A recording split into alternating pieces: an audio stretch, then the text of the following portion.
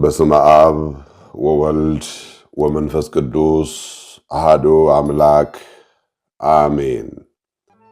ይትባረክ እግዚአብሔር ዘሰመየ ሕማማተ ወልዱ ክብረ ወስብሐተ።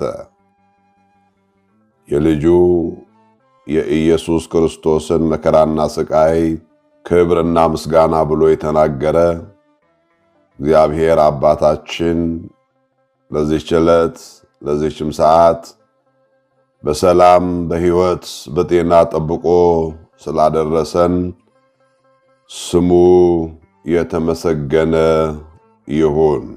ነሣ ደዌነ ወጾረ ሕማመነ፣ እርሱ ሕመማችንን ተሸከመ።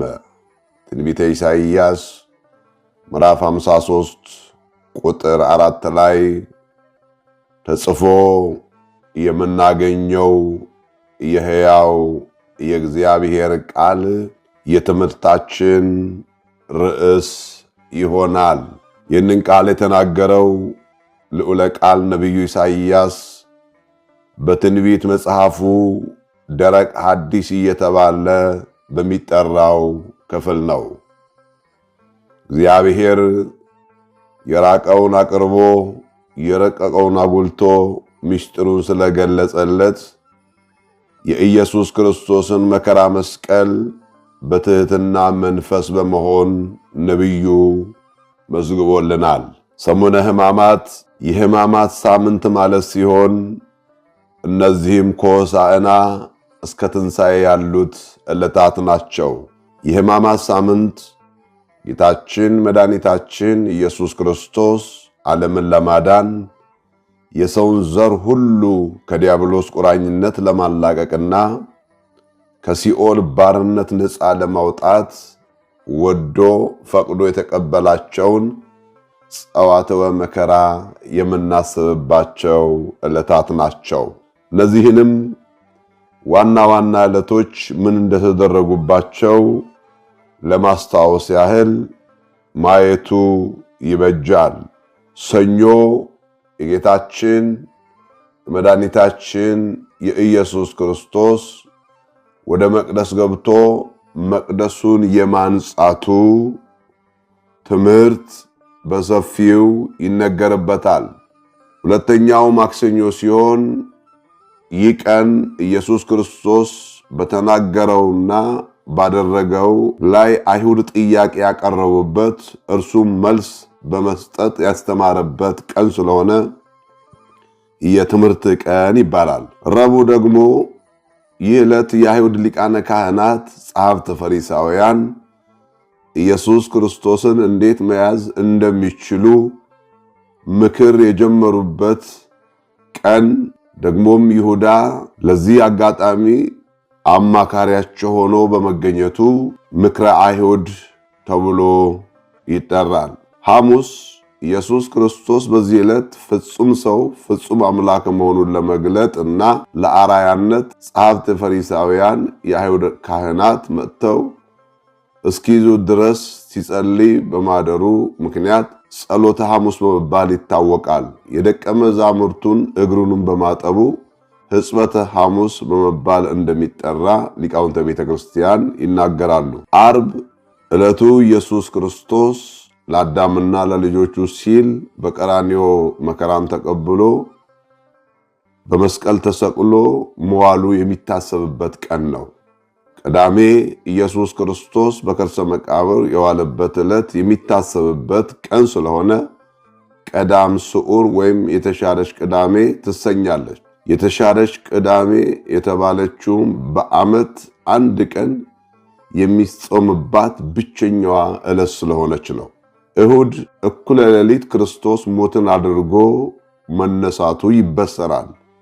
ያን ጊዜ በሞቱ ያዘኑ ሁሉ የሚደሰቱ ሲሆን ሥርዓተ ቅዳሴውና ትንሣኤውን የሚገልጹ ዝማሬዎች ተዘምረው ለ55 ቀናት የቆየው ጾም ተፈቶ ፋሲካ ይሆናል። ስለዚህ ቤተ ክርስቲያናችን በዚህ እውነት ላይ ተመስርታ እነዚህን ሳምንታት ሰሙነ ሕማማት ብላ ትጠራቸዋለች። በአጠቃላይ የሕማማት ሳምንታት መድኃኒታችን ኢየሱስ ክርስቶስ እኛን ለማዳን በፈቃዱ የተቀበላቸውን ጸዋትወ መከራ እያሰብን በጾምና በስግደት በሐዘንና በልቅሶ ወደ እግዚአብሔር የምንቀርብባቸው ዕለታት ሲሆኑ የዓመተ ፍዳ የዓመተ ኩነኔም መታሰቢያ ናቸው። የእነዚህ የሕማማት ሳምንታት ብንላቸውም ከዕለታት ሁሉ የዕለተ ዓርብ መከራና ስቃይ ዓለም ከተፈጠረ ዘመን ከተቆጠረ ተደርጎ የማያውቅ መከራና ስቃይ በክርስቶስ ላይ ተፈጽሟል። በዚህም የጌታችን የኢየሱስ ክርስቶስ ፍጹም ፍቅሩ፣ ፍጹም ፍርዱና ፍጹም ምሕረቱ ተገልጠዋል። እነዚህም የአምላካችን መገለጫዎቹ ናቸው። አምላካችን የባህሪው የሆኑ መገለጫዎች ብዙዎች ሲሆኑ ከላይ ያየናቸው ሶስቱ ግን በሰው ልጆች ላይ ተፈጽመዋል፣ ታይተዋል። እነዚህን ሶስቱን በዝርዝር ከዚህ በታች ስንመለከታቸው የመጀመሪያው የእግዚአብሔር መገለጫው ፍርዱ ነው። እግዚአብሔር እውነተኛ ፈራጅ ነው። መዝሙረኛው መዝሙር 75 ቁጥር 7 እና ደግሞም ቅዱስ ጳውሎስ በዕብራውያን መልእክቱ ምዕራፍ 12 ቁጥር 23 ላይ የሁሉም ዳኛ ወደሚሆን ወደ እግዚአብሔር ደርሳችኋል እያለ ቅዱስ ጳውሎስ ይነግረናል።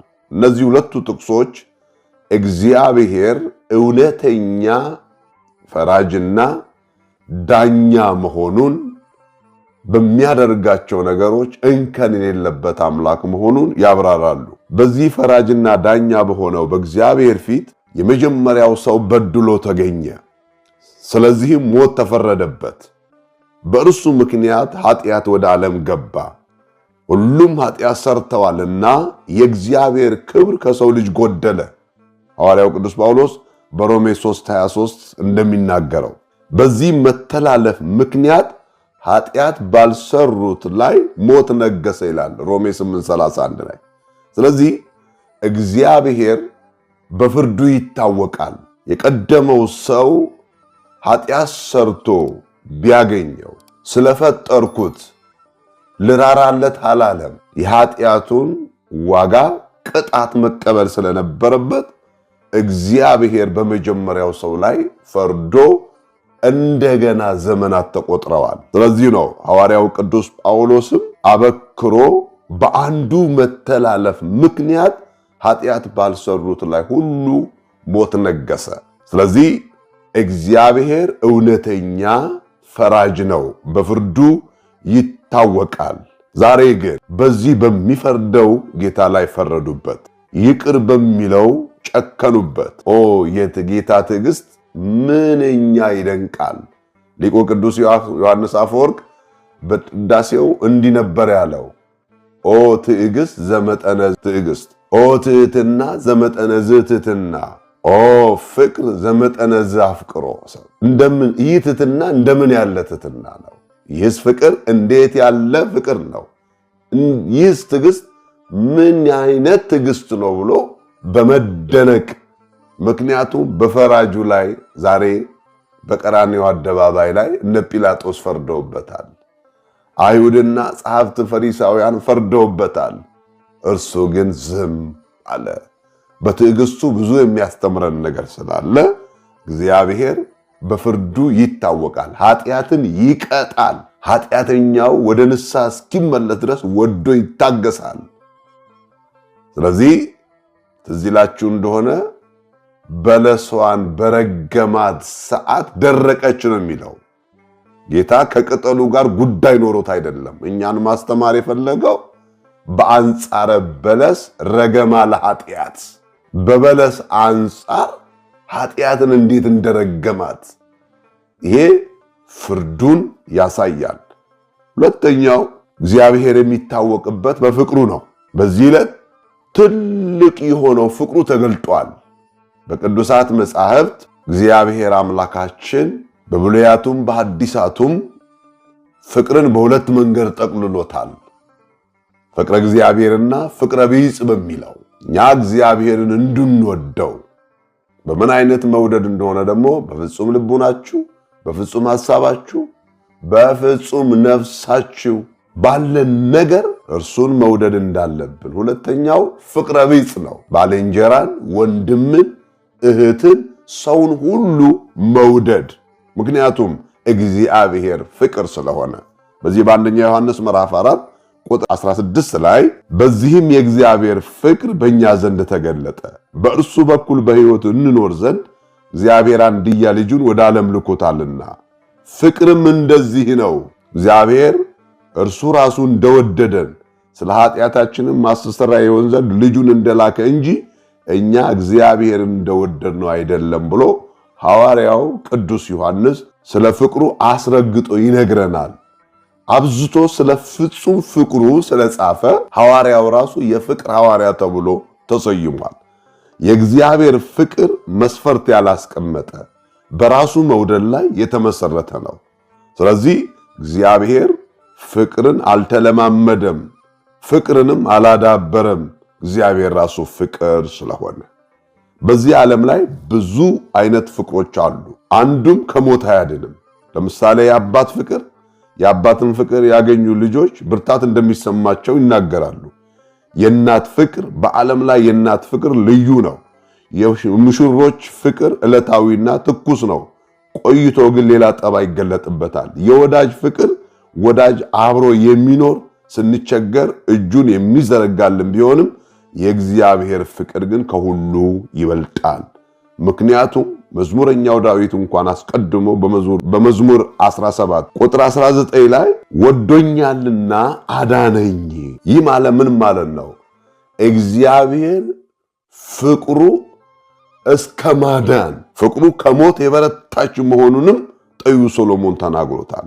ስለዚህ ፍቅሩ በዘላለም ውስጥ ስላለ ጊዜ ይለውጠዋል የሚል ስጋት የለብንም። መጽሐፍ ቅዱስ በዚህ በሮሜ ምዕራፍ 5 ቁጥር 6 ላይ እግዚአብሔር አስቀድሞ እንዴት እንደወደደን ሲነግረን ገና ኃጢአተኞች ሳለን ብዙ ሰዎች ንጹሕና ቅዱስ የሆነውን የራሳቸው ማድረግ ከዛ ጋር መወዳጀት በሚፈልጉበት ዘመን እግዚአብሔር ግን ከኛ ጋር የተወዳጀው ገና ኃጢአተኞች ሳለን። እሱ ብቻ አይደለም፣ ደካሞችም ሳለን። ዓለማችን ብርቱና ጠንካራውን በሚፈልግበት ዓለም ውስጥ እግዚአብሔር ደካሞችን የወደደበት ሚስጥሩ እንዴት ይደንቃል። ለዚሁ ነው እናንተ ደካሞች ሸክም የከበደባችሁ ወደ እኔ ኑ እኔም አሳርፋችኋለሁ ብሎ የሚጠራን እውነተኛው አሳራፊያችን እርሱ ስለሆነ።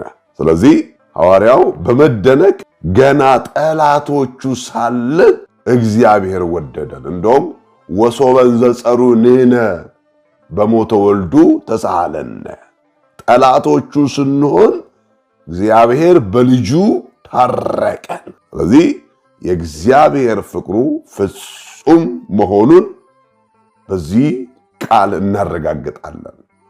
ስለዚህ እግዚአብሔር ከሚታወቅባቸው ማንነቱ ሁለተኛው ፍቅሩ ነው። ሶስተኛው ደግሞ ምሕረቱን በዚህ ቀን ያየነው ፍጹም ምሕረቱን። በጣም የሚገርም ምሕረት ነው። ምሕረት የሚለው ቃል ማስተሰረይ ወይም ዕዳን መሰረዝ ማለት ሲሆን አንድን ሰው ስንበድል ያጣነውን ወዳጅነት ለማግኘት እንኳን ይቅርታ እንጠይቃለን። ምሕረት የሚሰጠው ወይም የሚሰጠው በዳዩ ስለሚገባ አይደለም። ምሕረት የፍቅር፣ የርኅራኄ፣ የጸጋ መገለጫ ተግባር በመሆኑ ነው። መጽሐፍ ቅዱስ ሁላችንም ምሕረት እንደሚያስፈልገን ይነግረናል። ሁላችንም ኃጢአት ሰርተናልና በአንደኛ ዮሐንስ ምዕራፍ 4 ቁጥር 8 ላይ ኃጢአት የለብንም ብንል ራሳችንን እናስታለን፣ እውነትም በእኛ ውስጥ የለም። ኃጢአት ሁሉ በእግዚአብሔር ላይ ማመፅ ስለሆነ መጽሐፍ ቅዱስ በብዙ መንገዶች የእግዚአብሔርን ምሕረት ይገልጣል። እግዚአብሔር እንደውም ጎልቶ የሚነገርበት በምሕረቱ ባለጠግነት ነው። ቅዱስ ጳውሎስ ኤፌሶን ምዕራፍ 2 ቁጥር 4 ላይ ከወደደን ከትልቅ ፍቅሩ የተነሳ በበደላችን ሙታን እንኳን በሆን ጊዜ ከክርስቶስ ጋር ሕይወት ሰጠን። ይሄ የምሕረቱን ባለጠግነት ያሳያል። እግዚአብሔር ዓለምን የሚያይበት ልዩ መንገዱ እየማረን ነው እንጂ እየመረመረ እንደማያኖረን ይነግረናል። እግዚአብሔር መርምሮ ወይም እየመረመረን የሚያኖረን ቢሆን ኖሮ ማናችንም እንኳን በእርሱ ፊት አንዳችን በአንዳችን ፊት መቆም አንችልም፣ ኃጢአታችን ስለሚገለጥብን። ስለዚህ እግዚአብሔር በምህረቱ ባለጠጋ ነው። ለዚህ ማስረጃ የሚሆነን በዛሬው ዕለት ከኔ ጋር በገነት ትሆናለህ ተብሎ የተነገረው ፈያታዊ ዘየማንን ነው። ሉቃስ 23:40 ላይ ስንመለከት በጣም ይገርማል።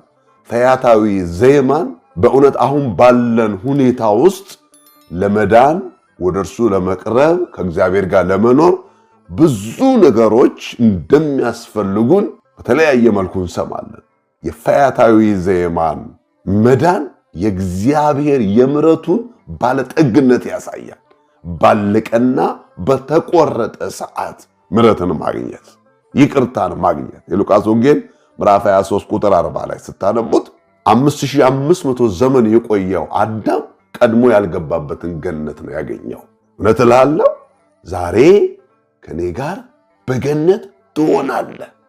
ይህንን ቃል አምላካችን እግዚአብሔር ለሁላችንም ያሰማል። በተለይ በኃጢአትና በበደል ላይ ተያዝነው ፍቅርን አጥተን የፍቅር ረሃብ ለሚያስጨንቀን ሁልጊዜ ልባችን ውስጥ ጥላቻ ለነገሰብን እግዚአብሔር እንዴት በምህረቱ ባለጠግነት ወደ እርሱ እንደሚያቀርብ ማሳያው ፈያታዊ ዘየማን ነው። ሐዋርያው ቅዱስ ጳውሎስ እግዚአብሔር እንዴት አድርጎ በዚህ ክብር እንዳሰበን ሲናገር በዚህ በቲቶ ምዕራፍ 3 ቁጥር 5 ላይ እንደ ምህረቱ መጠን ለአዲስ ልደት በሚሆነው መታጠብና በመንፈስ ቅዱስ በመታደስ አዳነን እንጂ እኛ ስላደረግነው በጽድቅ ስለነበርነው ስራ አይደለም። እኛ ስላደረግነው ጽድቅ ወይም በጽድቅ ስለሆነው ማንነት አይደለም። እግዚአብሔር በምህረቱ ባለጠጋ ስለሆነ ለዚሁ ነው ሁልጊዜ ቅዳሴያችን ላይ እንኳን በከመ ምህረትከ ወአኮ በከመ አበሳነ፣ አምላካችን ሆይ እንደ ቸርነት እንጂ እንደ በደላችን አይሁን ብለን የምንጸልየው። የእግዚአብሔር ምህረቱ እጅግ በጣም የተገለጠባቸው ብዙ ሰዎች አሉ። የእግዚአብሔር ምህረት አንዱ እኔ ነኝ። ከነ ኃጢአቴ ከነ በደሌ የየዕለት ድካሜን እንኳን በምህረቱ በርህራሄው ይቅር እንዳለኝ እንዴት እንዳኖረ ሳስብ ይደንቀናል። እኔ ብቻ አይደለም ሁላችንም ይደንቀናል። እግዚአብሔር በምህረቱ ባለጠጋ ስለሆነ እጃችንን ዘርግተን እግዚኦ መሐረነ ክርስቶስ ብለን የምንጸልይ ክርስቲያኖች በሙሉ የእግዚአብሔርን ምህረት ለሰዎች ማፍሰስ አለብን። እኛ እየማርን ነው ማረን ማለት የምንችለው። ያኔ እግዚአብሔር እንደ ምህረቱ ብዛት ሐዋርያው ቅዱስ ጴጥሮስም በአንደኛ ጴጥሮስ ምዕራፍ 1 ቁጥር 3 እስከ 5 ላይ እንደ ምህረቱ ብዛት ሁለተኛ የወለደን የጌታችን የኢየሱስ ክርስቶስ አባት ይባረክ ብሎ ነገረን። ስለዚህ የኛን ሞት ወስዶ የሱን ሕይወት የሰጠን አምላካችን በምህረቱ ባለጠጋ ስለሆነ ነው። ይህንን ትምህርቴን የሚጠቀልልልኝ አንድ ምሳሌ ለማንሳት ወደድኩ። አንድ እግዚአብሔርን የሚፈራ ሰውንም የሚያፍር ዳኛ በአንድ ሀገር እንደነበር ብዙ ጊዜ በምሳሌ ተጠቅሷል። ይህ ዳኛ ብዙ ችሎት ላይ ፍትህ ሰጥቷል። ይህ ዳኛ ከዕለታት አንድ ቀን የገዛ ልጁ ወንጀል ሰርቶ ችሎት ላይ ይቀርባል። የተለያዩ ሰዎች የተለያየ አመለካከት ይዘው ችሎቱ ላይ ተገኙ። በጣም የሚገርም ዳኛው እውነትን በቅንነት የሚፈርድ እውነተኛ ፈርድ፣ ግን አንድ ቀን ልጁ ወንጀል ሰርቶ የክስ ፋይል ተከፍቶ ለፍርድ ቀረበ። ሰዎች የተለያየ አመለካከት አላቸው። ዛሬ ይታያል በሰው ላይ መፍረድ ቀላል ነው፣ በራስ ላይ መፍረድ ግን ምን ያህል ከባድ ነው እየተባለ በሚነገር ማህበረሰብ ውስጥ ይህ ዳኛ የተለየ ነገር አለው። ከእውነት ፈቀቅ የማይል እውነተኛ ዳኛ። ስለዚህ ልጁ ተከሶ ፋይሉ ተነቦ የዳኛው ውሳኔ ምን ሊሆን እንደሚችል ሁላችሁም አስቡት። የወለደው ልጁ ነው። አባቱ ዙፋን ላይ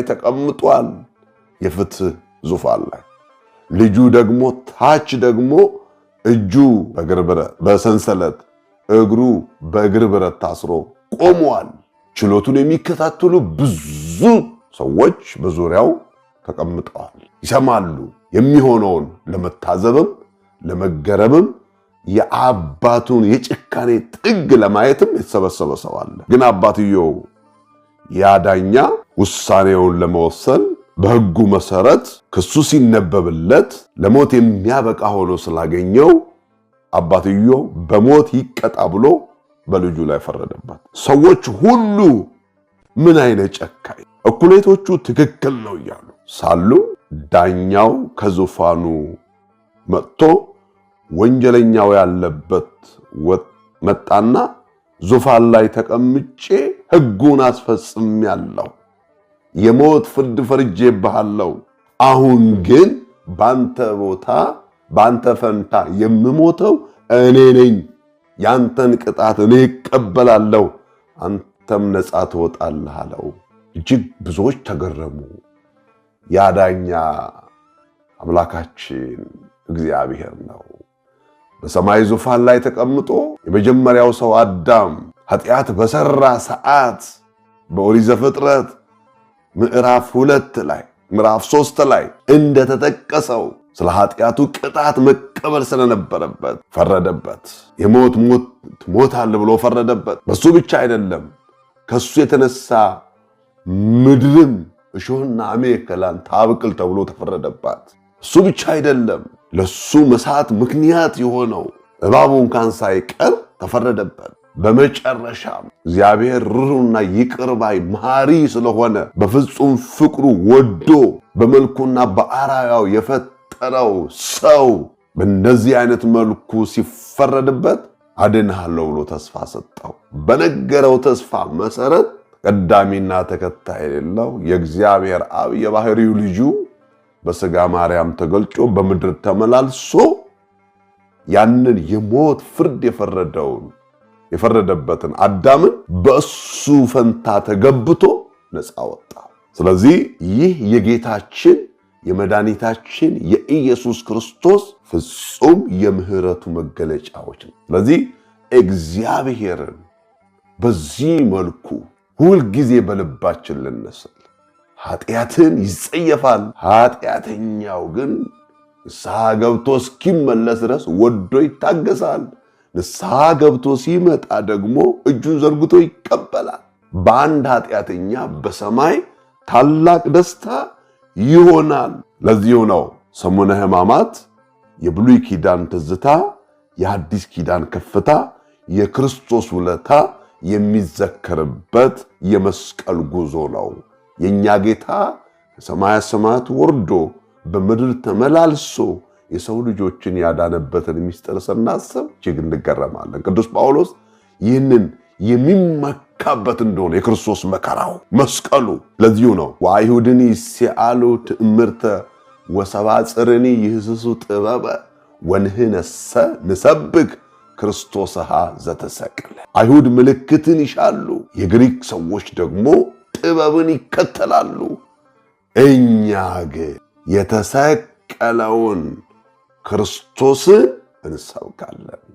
ሊቁ ቅዱስ ያሬድ እንደውም በዚሁ ላይ ሲጨምረው ወንህነሰ ንሰብክ ዘተንሥአ እሙታን፣ እኛ ግን ከሙታን ተለይቶ የተነሳውን እንሰብካለን።